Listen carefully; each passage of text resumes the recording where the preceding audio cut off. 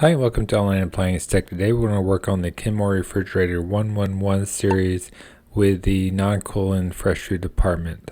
In this video we'll show you how to test the fan, the heater, and the main control board using a multimeter and explain to you exactly how it works. So the first test you'll go over is the defrost heater test. If you do have ice built up in around the evaporator, it could be a possibility defective heater. So in this case, if the heater does not work, the freezer will freeze up, which will not allow the cold air to move to the fresh food section. So you will need a multimeter to test these electrical outputs from your main control board.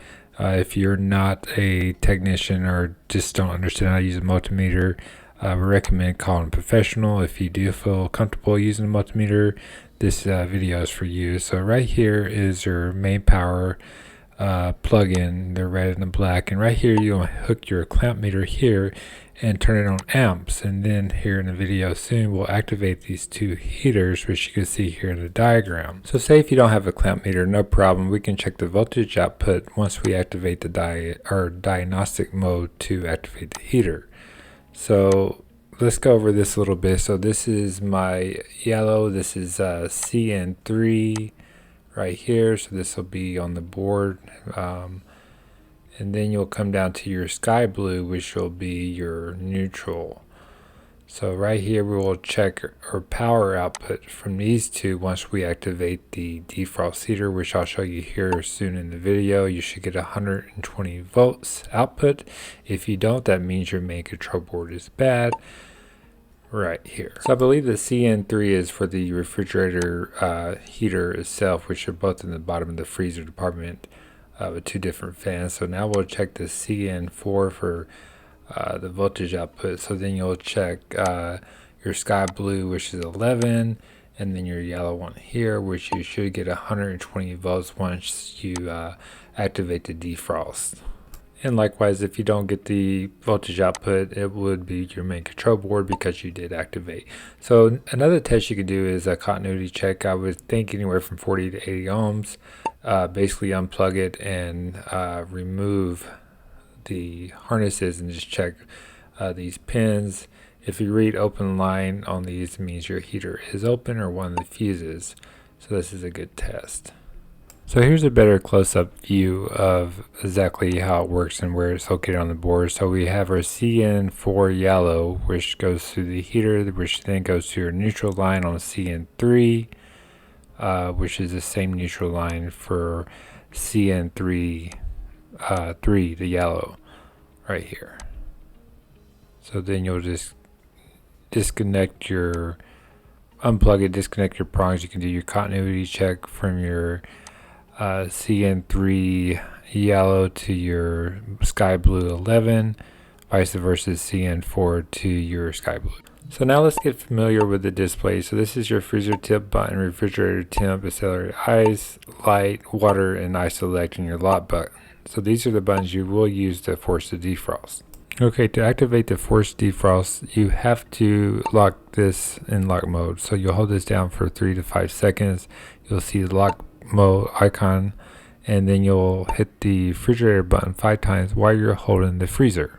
So let's go over it one more time just to make sure we got it. So we'll hold the light button down till the lock is activated. You'll hold the freezer down as you press the refrigerator temp button 5 times. At this point, the heater should activate and your amperage should go up on your clamp meter if you have one, which you will connect to the sky blue. So if you're getting no amperage draw, that could be your main board or your heaters itself. At this point, I would do a voltage check on each heater and then unplug it and do a continuity check. That way you can kind of narrow down to which one the issue is if it's your board or your heaters itself.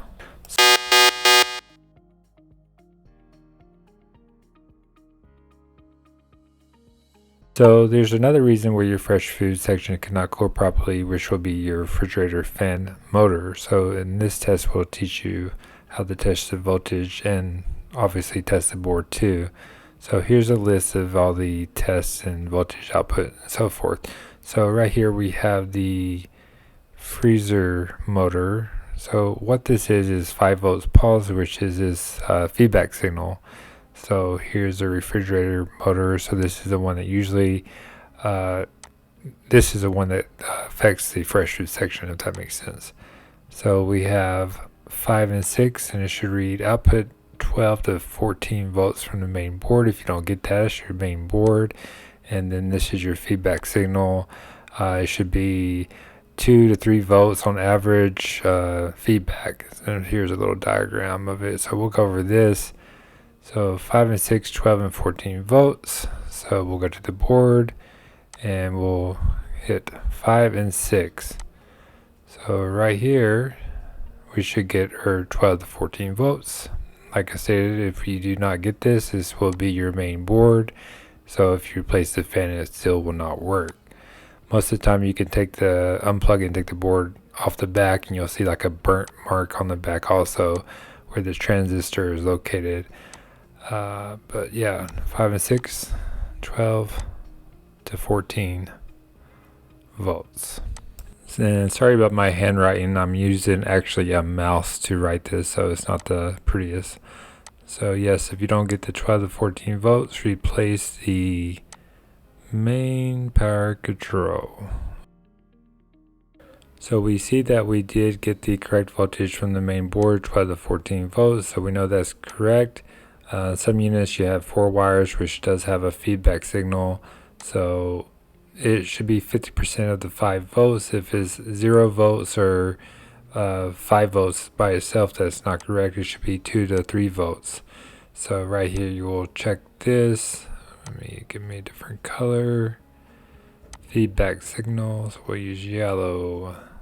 6. And let me find 10. 6 and 10, so it should be anywhere between 2 to 3 volts. It should never be 0 volts, that means there's no power, and it should not be 5 volts because that's just basically all the way. So we'll just put 2 to 4. There we go. 0 volts is bad. So if you do get the 0 volts, more than likely that's going to be your motor, which will be a bad motor. And here's some more of my beautiful artwork with my mouse. So let's cover the chart one more time so you can kind of see once again. So it's 5 volts, it should be 50% of that pulse. So I'm thinking 2 to 3 votes. So if this video was helpful, please like and subscribe for more future tips and videos. Hit the like button if you like this video, so that way I'll know to make more like this. And thanks for watching.